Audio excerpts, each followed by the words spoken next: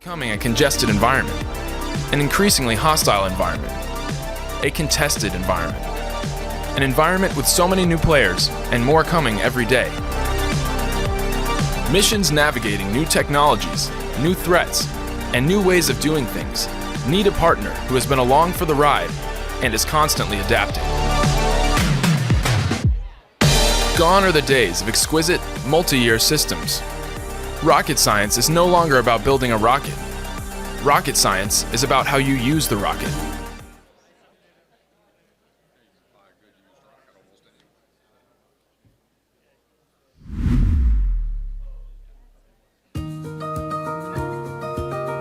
Please welcome Mark Skinner to the stage to introduce our next speaker.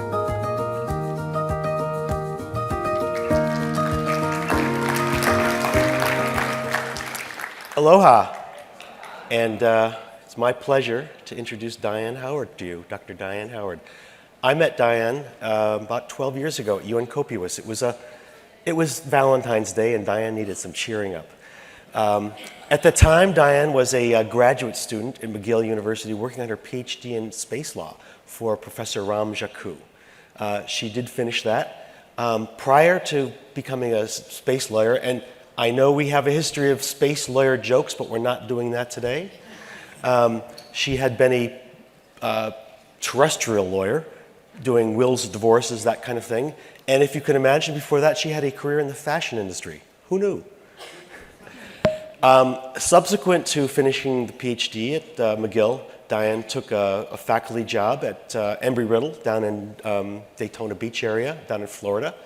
And I think one of the key things that came out of that was she developed a lot of interesting curricula for teaching space law, space traffic management, and related subjects. I was very happy to have been invited to give some guest lectures down there. During that time, she also started up something which I think is very important. It was the Space Traffic Management Conference. And that is a wonderful counterpoint to the AMOS conference. It's typically held in February these days. Diane had to move the care and feeding of that conference over to UT Austin, and that's where it is. So I hope if you enjoy what you hear here, especially some of the policy and the technical stuff, that you'll consider coming to the STM conference in Austin in February. After that, she entered the merry-go-round of government service, came to Washington, D.C., started working for Kevin O'Connell at the Department of Commerce, Office of Space Commerce. Subsequent to that, she's now in her current position working on the National Space Council for Chirag and for Vice President Harris. And I would like to make a personal note. Diane, along with T.S. Kelso and Mariba and Islam Hussein and myself, were all part of a COVID Zoom Friday happy hour. And I think that fellowship, that ohana, is what helped us get through some really troubling times. So, Diane, please come on up and give your talk.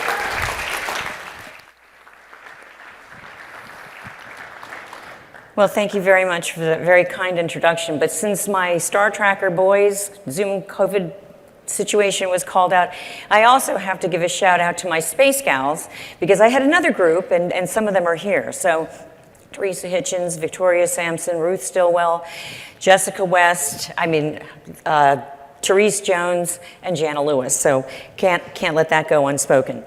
So thank you again for those kind introductory remarks, but also to Sandy and to Leslie and all of the AMOS conference organizers. I have water, thank you. Okay, got worried for a minute. Because I know that this was sort of a last minute shuffle, and I really do appreciate the opportunity to speak to you and to tell you what we've been doing at the National Space Council. In the interest of brevity, I'm not going to plow through just exactly what the National Space Council is. So I'm easy to find. If you want to hear more about who we are and how we do what we do, just corner me after this talk. But I will tell you that we are one of those Executive Office of the President Councils that SNA mentioned earlier. So this is such a pleasure to be with all of you here, my tribe, here in Maui under the balmy blue sky, bonding and brainstorming. But I want today to bring you up to speed, sort of a progress report on what we have been focused on this past year at the National Space Council in a policy sense.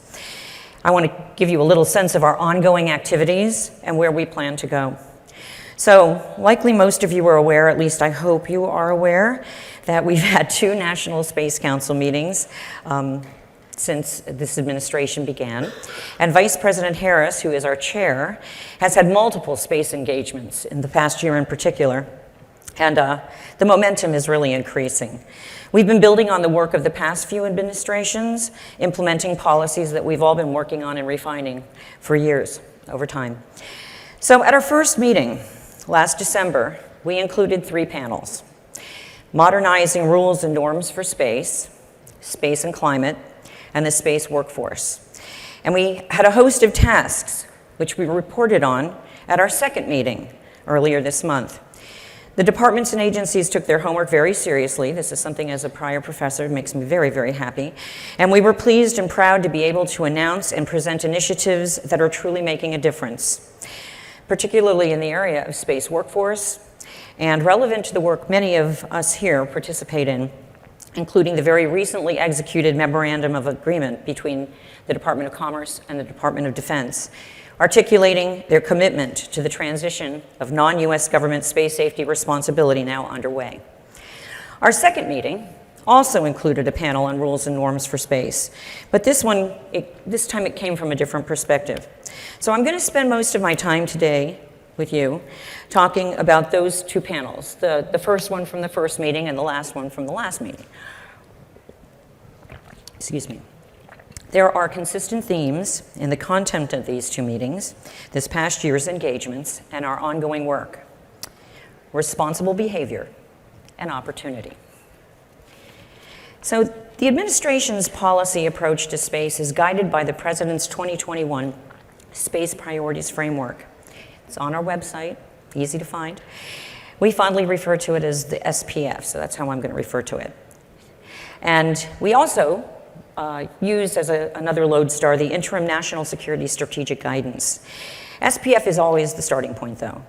And in the interest, again, of brevity, I'm not going to read absolutely everything, but I am going to give you a little, I'm going to pepper some of my talk with some of the words because they're very aspirational and they really do set what we're doing here in the US, particularly what guides us, the White House, and everything throughout.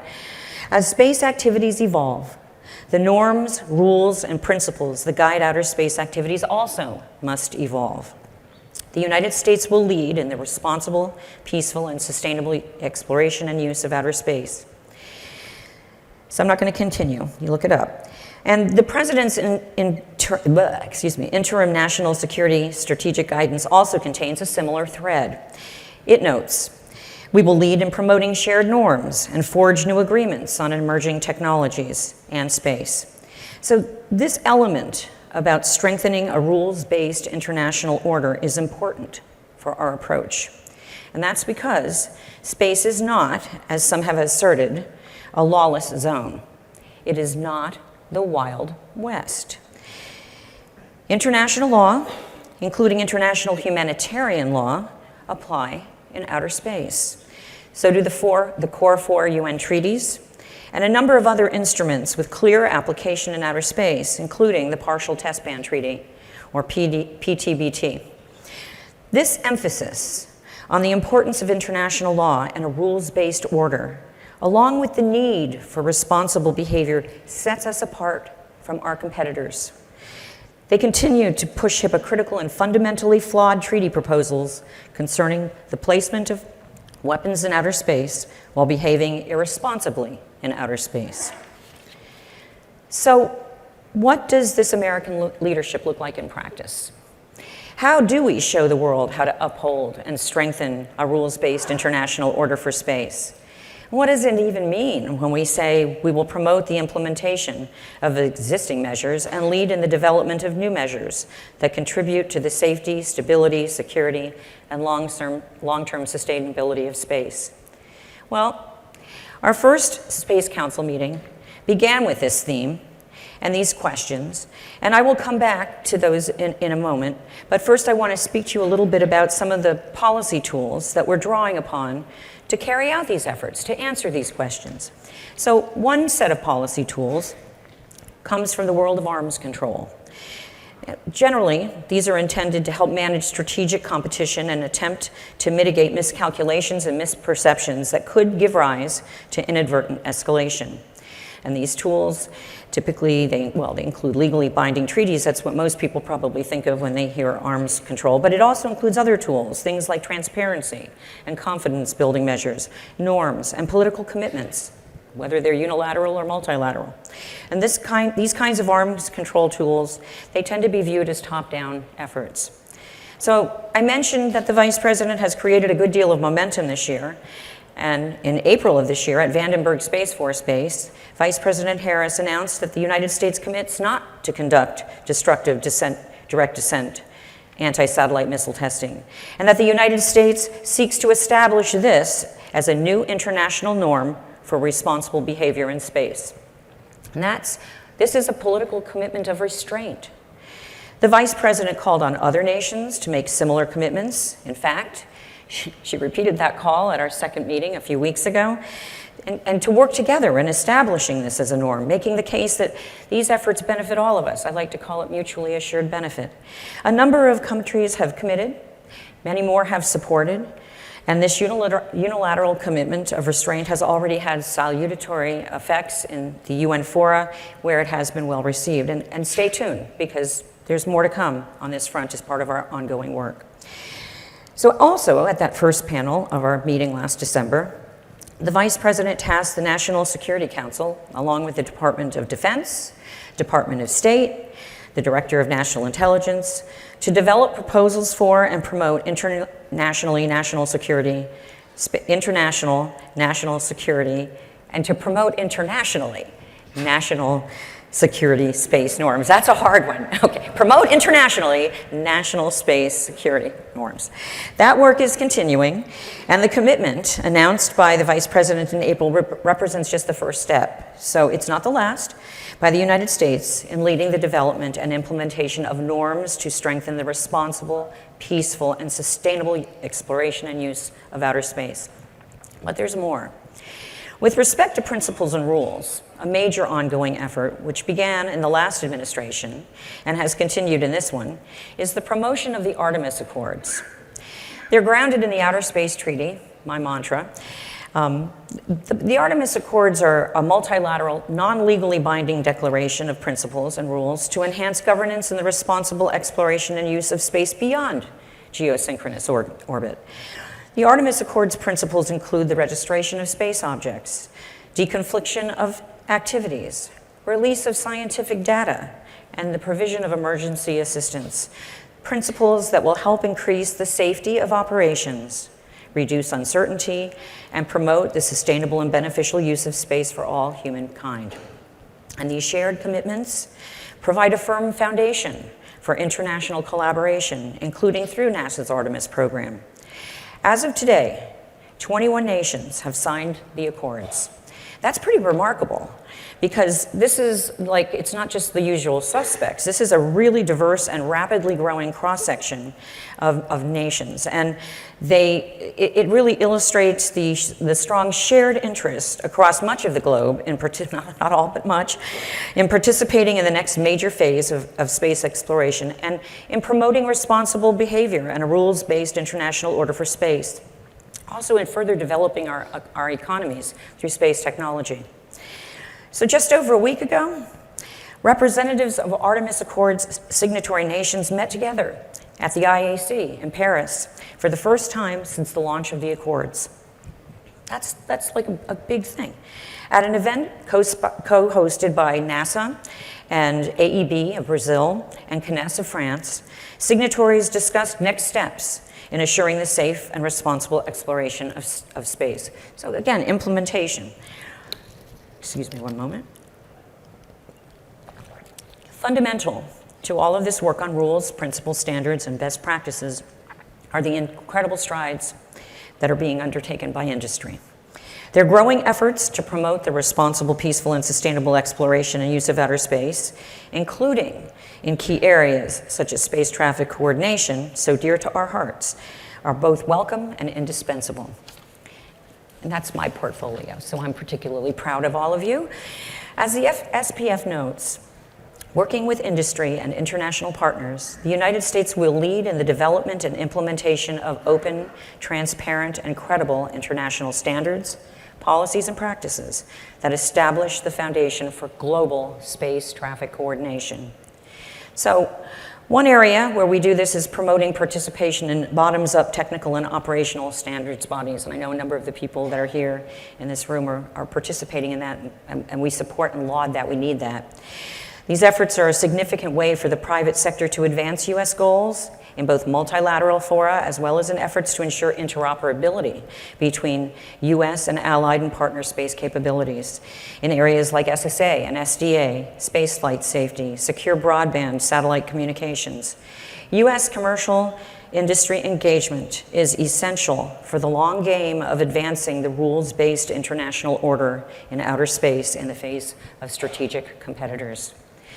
Also fundamental to these efforts is a renewed American commitment to international engagement, including across a range of multilateral fora. I know that many in this room are familiar with COPUOS and the Conference on Disarmament and the UN General Assembly and now the UN Open-Ended Working Group, but multilateral fora are actually only one part of the equation. Also important are various other kinds of fora. For instance, there's the Indo-Pacific Quad, and my boss, Chirag Parikh, some of you may know him, he serves as the chair of the Space Working Group for that. So now you're starting to see more like-minded and regionally based coalitions, people putting things together for the purposes of coming together and finding common ground in putting forth and promoting responsible behavior through norms and standards and practices and sharing them. So our efforts on norms, though, go way far beyond national security systems. We seek to encompass everything. So all space activities. We're all space all the time. So one example, one issue is in the area of spaceflight. Excuse me again. I'm trying to go really fast because I know I only have 6 minutes left, and I'm on page 5 of 9, so here we go. One issue in the area of spaceflight safety that my team is already beginning work on is in the area of uncontrolled re-entry events. And it's timely work because we all know that the PRC has done this multiple times in the past few years and with the core stage of the Long March 5B. So we think that the PRC's opacity on these uncontrolled reentries is irresponsible. And in response, the United States will continue to work within the international community to ensure existing UN COPUOS guidelines are observed. So such incidents don't continue to occur. And if they do occur, that they're executed in a transparent manner. So we're going to continue to study this, to study whether additional international norms are needed in this area. I told you this, the first one is the first one. It's not the end. And we also welcome the assistance of this community. So please reach out to us with your ideas. Not admiring the problem, but if you have ideas for solutions or approaches, please reach out to us. Again, easy to find. In the area of space sustainability, another area that we remain very strongly engaged is with regards to orbital debris. So we are already the world leader in standards on this topic with the US government ODMSP, something that Esene spoke to you eloquently about earlier today. And this is a role that we intend to keep going within in this administration. So I also encourage you to review the National Orbital Debris Implementation Plan that Esene, my friend and colleague, worked so hard on release back in July. One task in that document does call for reevaluating this ODMSB. She brought that up. So again, any good ideas, please let us know. We look forward to reviewing this study. And we know that it will be vital for attempting to keep pace with the evolving debris environment stemming from advances of all of the technology that's coming online through industry, including those very large constellations of very small satellites. I don't like the term mega constellations myself. Not to mention irresponsible actions in outer space being undertaken by our strategic competitors. And as a point of fact, I want you to think back to the last meeting that we had of the National Space Council meeting. That's the FCC announced the rule that passed today about the 5 years rather than 25 years. And this was also another first, and I'm going to go off script a little bit, another first because, the FCC is an independent agency, and there they were up on the dais. We had them as a part of our last panel. So this is big. This is a good thing. Whole of government, baby. So most of our work, even more of our work, can be seen in the implementation efforts of SPD3, which is what I worked with Kevin on when I was there with him at OSC, and now work with Rich DeBello, now that he's the director of the Office of Space Commerce. And we completely support Director DeBello and his team, and our interactions with OMB have, we worked very hard with them to ensure that the president's budget request reflected that this is an administration priority to support commerce as it continues to build out its space safety mission. So my boss always says, policy is words on paper. You need the budget to implement. So I promised to drill down on the last panel of the most recent meeting with you today, my baby. In 1967, the United States took the lead and was one of the first countries to ratify the Outer Space Treaty. We knew the private sector would be important partners even then, and we negotiated for non-governmental space activities. The treaty says that countries who join the treaty are responsible for private activities in space, must authorize them and supervise them. So we enacted laws and rules to do just that. But those rules were from a different space age. The Vice President has decided that it is time for those rules to evolve, to be flexible but clear, to enable American innovation, American leadership, American economic opportunity. Again, in keeping with the SPF. I'm not going to quote from the framework directly. I was going to, but I only have 2 more minutes, and I'm on page 7. So I want you to know that the White House team is hard at work on this task. On August 12th at Chabot Space and Science Center in Oakland, California, the Vice President announced that we, the National Space Council, will partner with departments and agencies and engage the private sector as we develop a new future-proofed rules framework to be the role model for responsible use in space once again. So our final panel at this month's Space Council meeting offered some academic and industry-adjacent perspectives, insurance and investments, on a way forward. And our goal is to provide a clear, predictable, and flexible regulatory framework for U.S. private sector activities, a framework that includes novel missions like active debris removal and in-space assembly and manufacturing and commercial space stations in LEO and missions that we can't yet even begin to contemplate. Vice President Harris tasked the Council to come up with a plan for this framework and to include safety and sustainability norms and protocols. So now we have supervision, mission authorization, supervision, and sustainability all together. She gave us 180 days. So that's March 7th, the clock is ticking, and stay posted. So when the Vice President speaks about space, she often speaks in terms of the opportunities that it provides. She said that the exploration of space is what defined the 20th century, but it's really the opportunity of space that's guiding us now. And she also says that space is a place of undiscovered truth and unrealized opportunity. And again, this is why she says the rules must evolve. The development of this framework is another opportunity for all of you super smart people. So I know you're all part of the sustainability work that we are way out, ahead, doing wonderful things with SDA and SSA.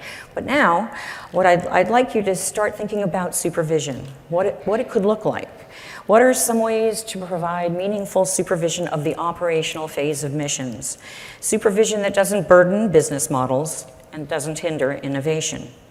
I posit to you that SSA and traffic coordination might be able to help us accomplish this feat. And I'd like to hear your thoughts. We would like to hear your thoughts on how the capabilities in this community can assist us with this supervision piece. So we're going to hold 2 learning sessions, at least 2, a bit over a month from now. They will be noticed in the Federal Register as soon as I get back to my office and I can complete that task. The first session is an invitation to the private sector to tell us about their new missions so we can better understand them and be more effective in crafting a flexible framework that can grow with them. The second session will focus more on this supervision piece that I just mentioned.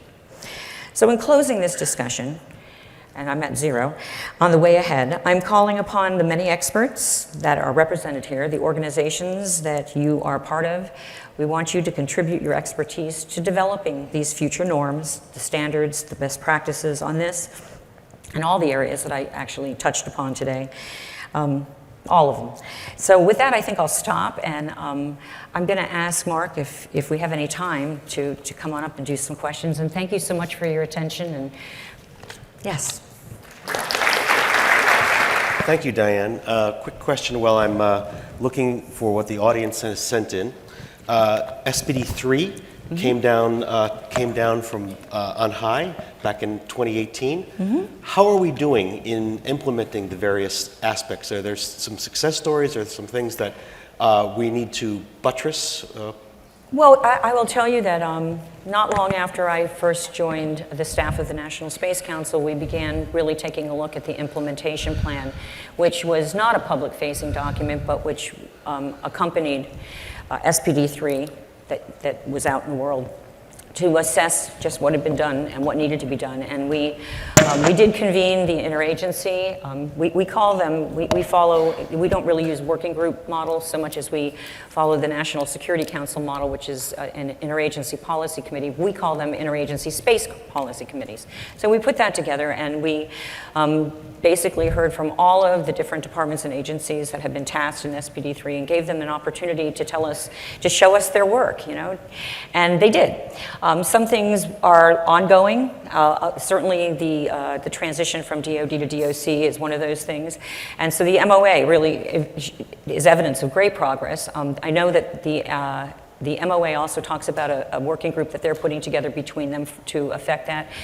Another piece of it is the international, working with the international community to collect and collate, and I believe that Commerce is working on that with state as well. So there's actually been a great deal of work, and I think you can see the evolution of how the Office of Space Commerce is beginning to approach the different ways that it could provide service to the non-US government users.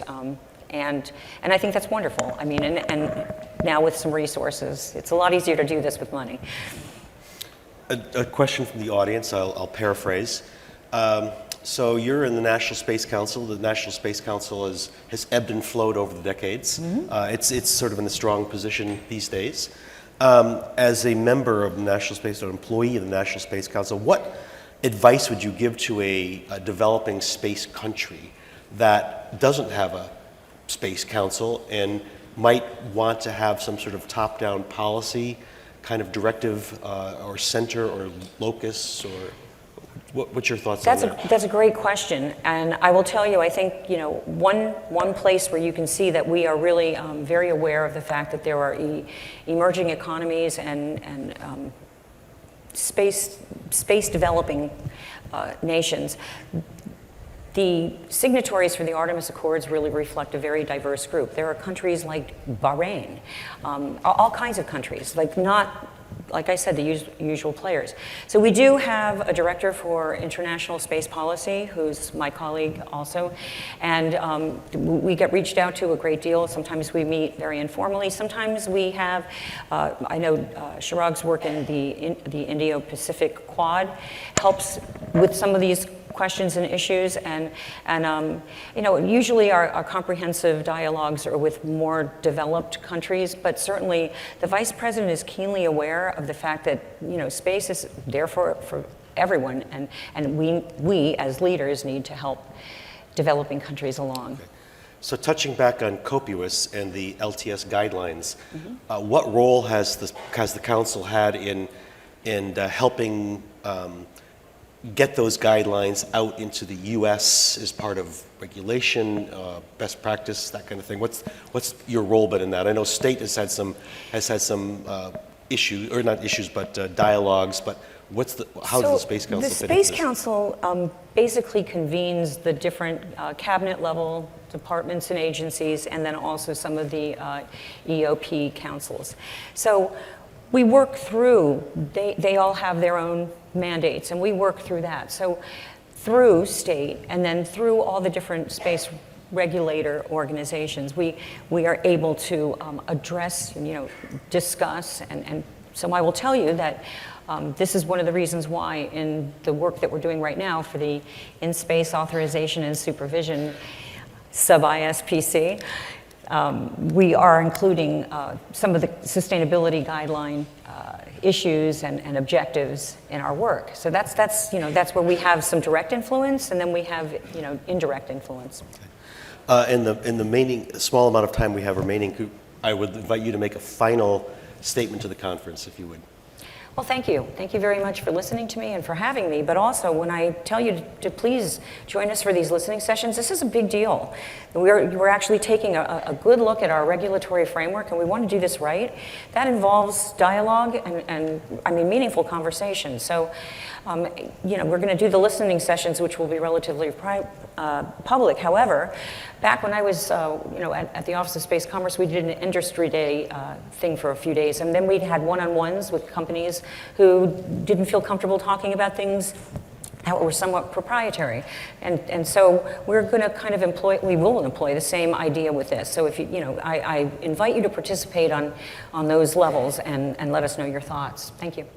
Let's thank our speaker again.